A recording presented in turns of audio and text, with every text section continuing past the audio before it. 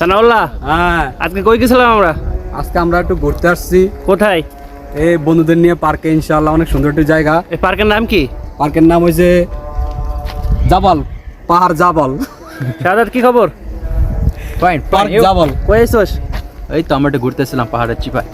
পাহাড়ের চিপাই? ইয়েস। চিপাই কি করে? পাহাড়ের মাঝখানে আসছি একটু ঘুরতে। এখানে দেখো না কত সুন্দর একটা পরিবেশ। কিন্তু এটা কোন সাইডে মক্কা, এটা বুঝল দে।